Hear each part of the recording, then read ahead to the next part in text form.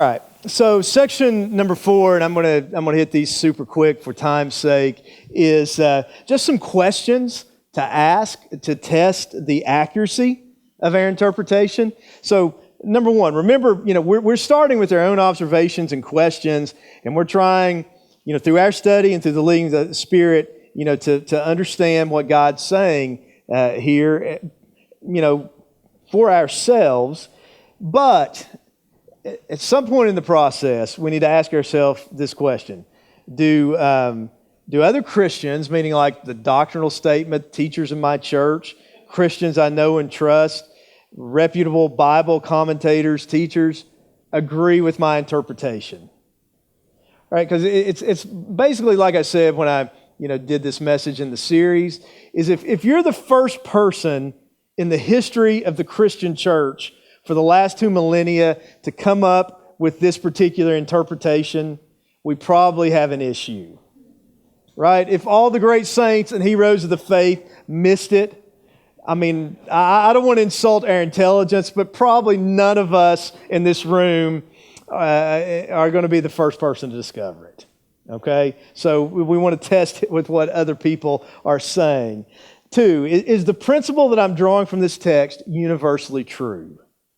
This is particularly important when we're in a narrative passage, a historical passage, trying to draw principles out of it. Is it universally true? Meaning, is what I think the truth is it true for all people, in all situations, in all circumstances, for all time? Because the nature of God's truth is, if it's really true, that's the circumstances under which it's true, because truth is absolute.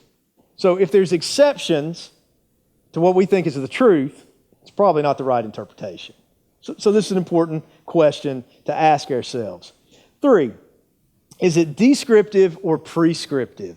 And what that means is, like in a historical or narrative section, is this just describing something that happened, or is it prescribing it for us like a command or something we ought to do? We're not supposed to do everything that it says in the Bible in given context. You understand that? Like if it's recording something that happened, it happened, but if it was sinful, that doesn't mean we go do it. It's just telling us what happened, right? We can't try to, turn the Canaanites into our enemies and go slaughter them all because God told them to do that in the Old Testament. Different context. That's descriptive. Or, there's lots of sexual sins in the Bible. You can say, hey, that's in the Bible, I get to do this, right? Or maybe a good example, in Judges chapter 6, there's that famous story of, God told Gideon that he was going to conquer the Midianites through him. And Gideon said, I know you said this, but, and he put out the fleece. Right? You remember that? And so people say, well, I'm going to put out a fleece. I'm going to do something to test God to see if this is really of God. That was descriptive, and it was describing unbelief. It's not something we're supposed to go do. God was gracious and still worked with him to accomplish his will, just like he's often gracious to us when we're stupid and don't trust and don't obey. But that doesn't mean that's how we're supposed to do it. It was descriptive, not prescriptive. And so if you go put out a fleece, you're taking Scripture out of context. And if God has been gracious with you doing that, you can't go tell people to do it because it, quote, worked in your experience at a given time. That's undermining the authority of Scripture at that point. Does that make sense? 4, am I interpreting it in context? We talked about that. 5, does it line up with the rest of Scripture? Okay, especially if you're in the Old Testament and you're trying to draw a principle out, the thing you want to do is, okay, this principle, is there confirmation in the New Testament? For example, I've been studying Judges, to go along with Ruth, and in Judges chapter 1 and 2, the Israelites were told to drive the idolaters completely out of the land, but they didn't. And so the principle that came to me is I need to drive sin completely out of my life, or there's going to be some consequences to it. So how do you test that? Well, the scripture popped into my mind, Romans chapter 6. Either we put our sin to death or it's going to kill us.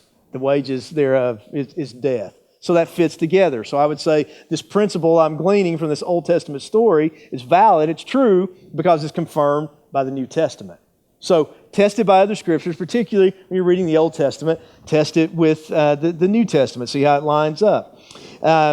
We want to look for, and once again, particularly when we're in the Old Testament, where it may not be quite as obvious, where do we see Jesus? What do we learn about Jesus in this text? Because remember Luke 24:44, it's all about Him.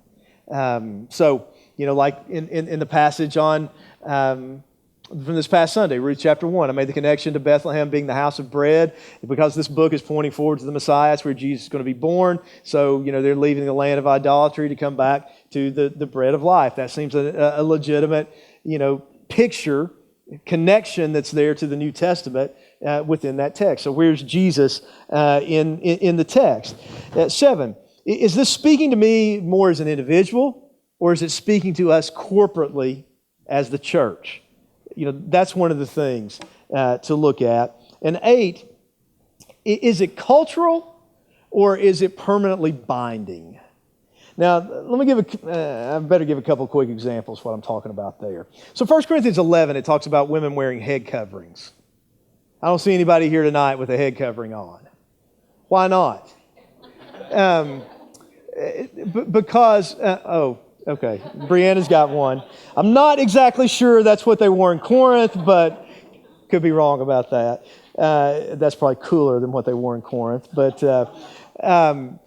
what we would believe about that is that the principle, because it was designed for them to express their husband's headship. It's saying that, we're following his leadership, and wearing that communicated that principle in their culture. It doesn't communicate the same thing in our culture anymore.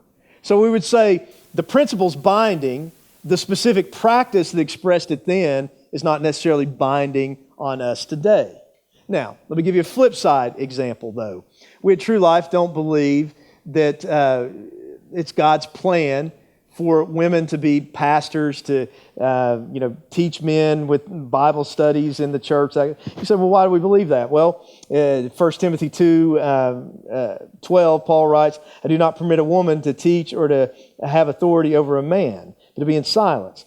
And so then people push back and say, well, that's just cultural. He's just dealing with an issue that was going on there in the church in Ephesus. We don't believe that. Why? Because here's what the next verse says. It says, for, which means because, Adam was formed first, then Eve, and Adam was not deceived, but the woman being deceived fell into transgression. So Paul wasn't basing his argument on culture. He was grounding it in creation. And then he gives an example of violating this principle in the fall, which would mean it's a permanently binding teaching. It's not just a culturally conditioned kind of teaching. So we have to ask ourselves the question, is it cultural or is it permanently binding? So those are some questions to ask when it comes to interpretation. That's a very quick version of that. So any questions about that?